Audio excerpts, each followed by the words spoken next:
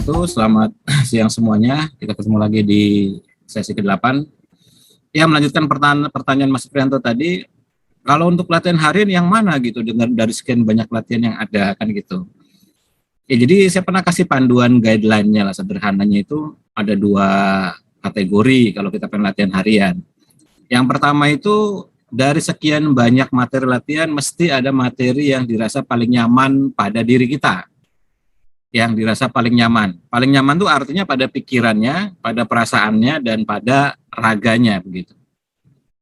Karena ada latihan yang mungkin dirasa tidak begitu nyaman, tapi ada latihan yang sangat nyaman sekali di badan. Nah, yang manapun yang dirasa paling nyaman sekali di badan, dengan berbagai macam pertimbangannya, hanya badan kita sendiri yang tahu, itu yang dilatih sebagai latihan harian. Ya, itu yang dilatih sebagai latihan harian. Nah, kemudian latihan-latihan tambahannya bagaimana? Itu menyesuaikan, karena tubuh kita ini tidak mungkin ajeg setiap harinya. Tubuh kita tidak mungkin ajeg setiap hari. Pengertian ajeg itu begini, nah mungkin sehat terus. Pengertian sehat pun ada skalanya ya. 9 pun dari skala 0 sampai 10, 9 pun kita masih dikategorikan sehat. Tetapi ada sedikit greges misalnya begitu ya. Ada sedikit greges, katakanlah begitu. Bahasa kitanya gampangnya agak sedikit meriang, tapi tidak sakit. Ya tentu dengan segala pengetahuan yang kita miliki, kita bisa pakai teknik-teknik lain di luar dari yang biasa kita latih. Kemudian tiba-tiba pulang kantor nih, mungkin karena kerjaannya lagi banyak, deadline-nya segala macam, agak pusing. Bisa nggak? Bisa, walaupun kita merasa sehat. Tiba-tiba agak pusing ya, kita bisa pakai pendekatan-pendekatan yang lain. Tiba-tiba menjelang malam nih, hujan deras gitu kan, kok rasanya menggigil, biasanya nggak pernah begitu. Biasanya hujan ya biasa aja, kadang-kadang kita buka baju misalnya gitu, nggak ada merasa kedinginan, ini tiba-tiba kok menggigil. Nah, kita bisa pakai yang lain, dan banyak sebagainya. Termasuk, kalau saya biasanya mengkombinasikan antara yang biasa, yang saya paling nyaman lakukan harian, dengan kebutuhan untuk melakukan perbaikan apa. Misalnya mata. Ini kan di eranya work from home, itu kan semua mata kita dan keluarga kita, termasuk anak, istri kita, segala macam, pasti di depan layar monitor minimal itu 6-8 jam, paling enggak, di era sekarang nih ya. Belum era work from home aja, keterikatan terhadap gadget luar biasa. Di era laptop, smartphone, apalagi di era work from home yang sekarang semua nyaris berbasis digital. Ya Zoom, ya YouTube, apa aja. Berarti mata kita intensitasnya lebih tinggi. Maka saya informasikan pada teman-teman, selain kita memiliki teknik untuk melakukan perbaikan mata, kita ngerti cara olah napasnya segala macam kita ngerti. Kemudian yang kedua, nutrisi untuk mata wajib, penting, seperti vitamin A, beta karotin atau sejenis itu, mau dari suplemen maupun dari yang non suplemen, artinya seperti wortel mungkin atau yang lain gitu ya. Dan kemudian jika kita pakai laptop, jika ada rezeki ada 2 opsi. Pertama, ganti laptop yang blue filter, karena dia bisa mengurangi dampak pada mata hingga 30-50%. Kalau enggak mau ganti laptop karena belum cukup dananya, misalnya beli filter aja, blue filter pun dijual bebas. Jadi ada kayak, ya kalau di handphone kan suka ada pelapis gitu ya, di depannya itu kan suka kita beli pelindung layar. Nah, baru setelah itu kita barengi dengan latihan olah napas hariannya. Nah, itu pendekatannya di era sekarang ini menurut saya itu wajib sekali. Jadi olah napasnya yang melakukan perbaikan untuk mata, nutrisi untuk mata, otomatis aktivitas fisiknya itu melekat pada olah napasnya. Kemudian yang ketiga adalah blue filter protection pada layar. Nah, ini gambaran. Jadi artinya saya melatih juga materi mata, karena saya tahu itu materi-materi yang harus saya latih di era sekarang. Selain dari materi-materi lain yang nyaman untuk saya. Kalau saya nyamannya untuk apa? Teman-teman banyak yang nanya, Mas Agung latihannya di rumah sehari-hari apa? Kalau saya pribadi, ini bisa berbeda dengan yang lainnya. Saya paling nyaman dengan ritme progresif. Itu saya paling nyaman badan saya dengan ritme. Jadi pemulihan saya cepat sekali pakai ritme progresif. Enggak lantas ritme lain jelek, enggak. Saya pun sesekali masih pakai yang ritme asimetris yang sekarang ini, 3346. Saya pakai karena ini masing-masing punya tujuan. Masing-masing punya tujuan. Nah itu, jadi seperti itu cara latihannya. Jadi dari sekian banyak yang kita tahu ini, yang mana yang dirasa paling nyaman, memiliki dampak paling besar, yang kecepatan pemulihannya menimbulkan dampak paling besar, dan kenyamanannya menimbulkan dampak paling besar, itu dilatih harian. Kalau saya secara pribadi latihan sehari selalu 2 kali, pagi dan malam, itu minimal. Jadi setelah bangun tidur dan sebelum tidur, alasannya dulu pernah saya jelaskan. Saat kita tidur, metabolisme kita terpengaruh. Maka beresi dulu pagi harinya. Ibarat mobil, mas siapkan dulu, panasin dulu, hingga siap beraktivitas. Setelah itu kita kan beraktivitas, mobilnya dipakai. Begitu kita mau pulang, kita mau tidur, kan mobilnya bekas pakai yang tadi siangnya. Pasti terjadi fluktuatif, stresnya naik, mungkin gula darahnya, kolesterol segala macam. Ya kita normalkan lagi. Jadi latihan 1 kali lagi sebelum tidur. Itu pola yang setiap hari saya lakukan. Nah nanti di tengah-tengahnya ada tambahan. Bisa sorenya atau tambahan malam sebelum tidurnya sedikit lebih banyak karena waktunya lebih luang misalnya. Tambah-tambahnya untuk latihan-latihan kayak tadi, misalnya saya butuh mata. Tiba-tiba saya tidak menolak ketika diajak teman ditraktir makan, misalnya kok rada kencang sedikit karena terlalu over kolesterol misalnya. Bisa nggak? Bisa. Pasti bisa, pasti akan ngalamin hal seperti itu. Jadi kita latihan materi-materi yang memang dipakai pada saat itu. Ibaratnya kan gini, kita punya 1 box kotak obat. Ada Panadol, ada Entrostop, anggaplah begitu ya. Kemudian ada apa lagi ya? Mevinal gitu ya, dan segala macam. Lalu pada hari itu tiba-tiba kita mungkin dikasih sama teman gado-gado ya, yang kita nggak tahu dia beli di mana, karena kelihatannya menarik, bagus, baunya enak, kita makan. Ternyata setelah itu kita diare, sakit perut. Ya kita nggak bisa salin orang yang ngasih kan. Tapi karena kita punya apa namanya obatnya, ya udah kita minum kan.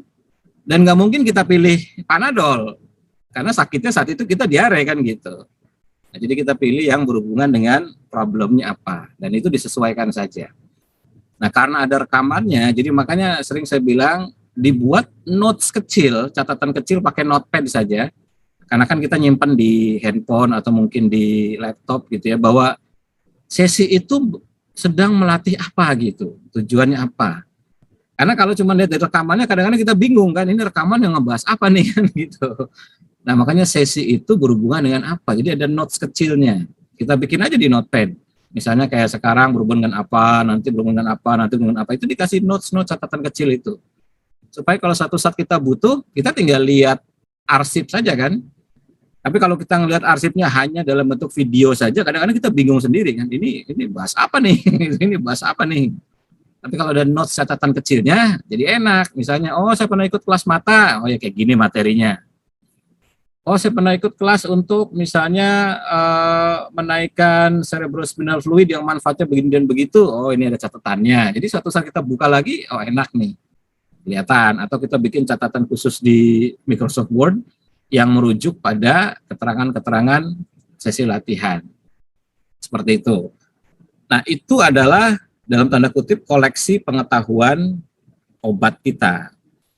Yang jika suatu saat nanti dalam kehidupan kita mengalami hal-hal yang tidak diinginkan, dan pasti itu akan terjadi apapun jenisnya dengan kadarnya masing-masing, kita tinggal buka lagi.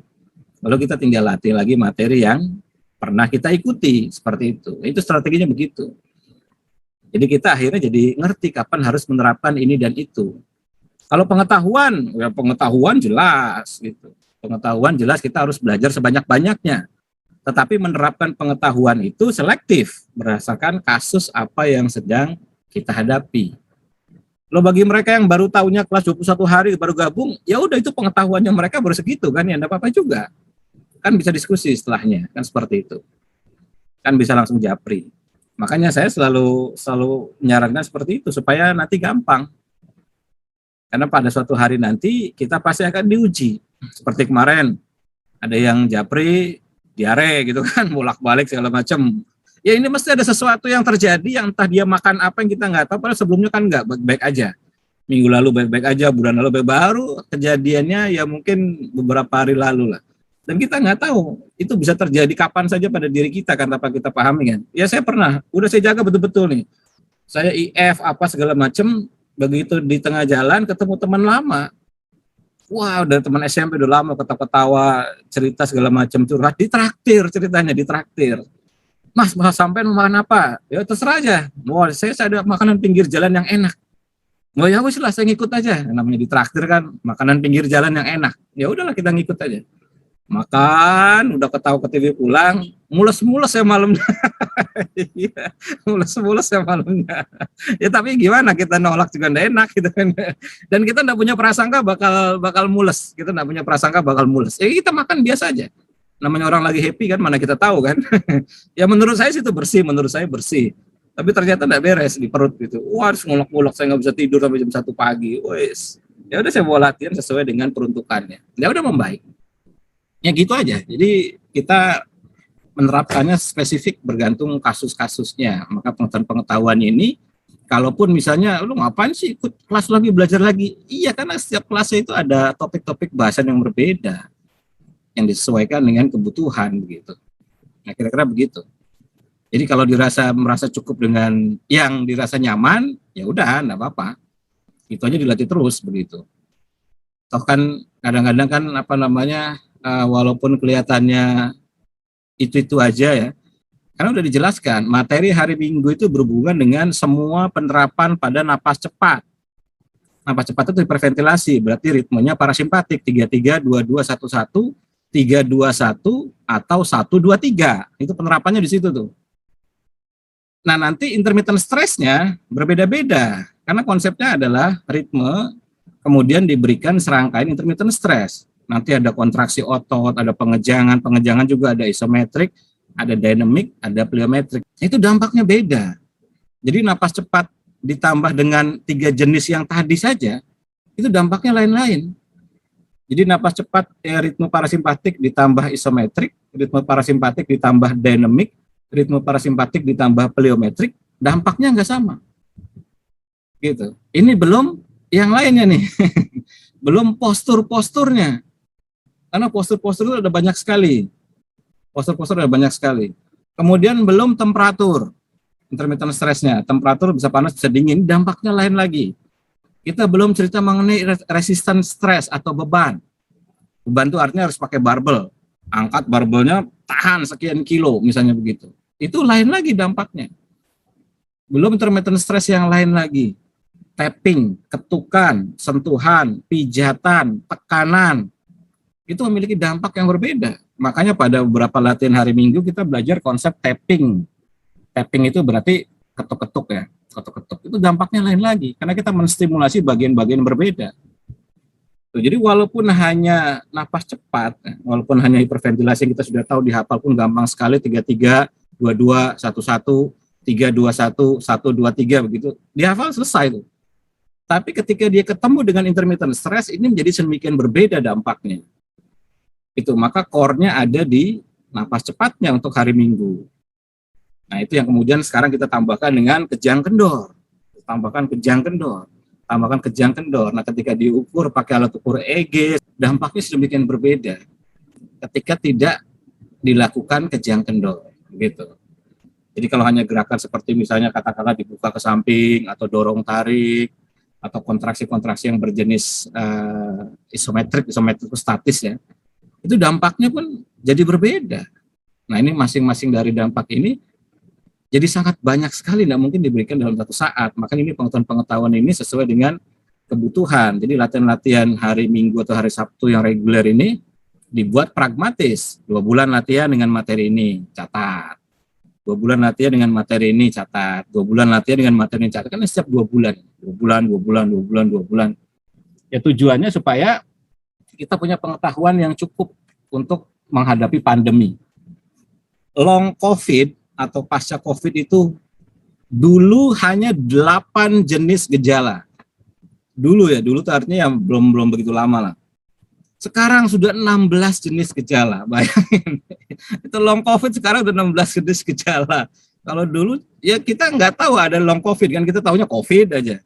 Ternyata begitu orang kena, lalu negatif, kok dia lemah. Dia naik turun tangga sebentar aja susah sekali rasanya. Pokoknya melemah saja selesai kena negatif itu. Ada apa? Lalu diteliti sama sains segala macam, ketemu ada 8 problem setelah dia pasca COVID. Itu 8 yang sudah diteliti. Sekarang sudah naik lagi jadi 16, bayangin. Dan itu masing-masing berbeda. Masing-masing berbeda.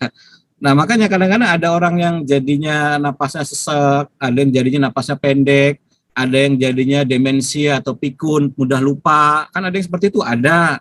Ada yang jadinya lemesan aja, lemes aja, ada yang jadinya apa tidak bertenaga sekali ototnya rasanya kok pegel aja hariannya pengennya tidur aja. Ada yang fokusnya berkurang, semacam-macam. Ada yang matanya jadi minus, ada yang disfungsi ereksi buat laki-laki, buat perempuan pun ada yang problem pada siklus mensnya. Seperti itu. Jadi ini menjadi sangat luas sekali. Jadi kalau kita nggak belajar satu-satu hal-hal seperti itu, ya kita nggak siap ketika nanti kita ketemu. Minimal kita ngerti bahwa oke, ada sebanyak ini dampak. Nah, ketika saya negatif, ada nggak salah satu dari dampak itu yang kita alami? Kalau ada, ya kita tahu punya nggak solusinya, kan begitu. Kalau kita punya solusinya, ya udah dilatih. Nah, solusi-solusi inilah yang kemudian saya bantu kepada masyarakat supaya oke, ini ada dua golongan besar ritme cepat dan ritme lambat, tapi yang diberikan di setiap per 2 bulan itu adalah implementasi ritme ditambah dengan jenis-jenis intermittent stress tertentu yang hasilnya ternyata begini dan begitu. Nah, itu tuh ke situ arahnya. Jadi kalau cuman ya isinya cuma 3-3 lagi, 2-2 set, iya memang itu core-nya memang itu. Tapi nanti di intermittent stress itulah yang didefinisikan secara berbeda. Jadi ketika dipakai ini bisa untuk menurunkan gula darah. Ketika dipakai seperti ini bisa untuk menurunkan kolesterol. Ketika dipakai seperti ini bisa membuat jadi delta, bisa membuat jadi alga dan sebagainya. Yang masing-masing punya maksud. Nah gitu tuh, arahnya ke situ. Ya, kita lihat pertanyaannya sebelum kita mulai. Itulah mengapa pentingnya ada alat ukur. Iya, pentingnya ada alat ukur di situ. Makanya ketika Mas Muksin itu kan latihan lalu nge-share, saya senang sekali gitu. Karena memang itu yang dulu saya catat setiap hari. Cuman lagi-lagi kalau saya nge-share itu kan ya badan saya sudah mudah sekali adaptif gitu. Kalau orang lain kan enggak. Mas Muksin, ritme Reza Artamevia, ritme apa ya Reza Artamevia itu? Lagunya apa ya? Lupa saya. Lagunya apa ritme Reza Artamevia itu? Oke, kita mulai ya. Siap.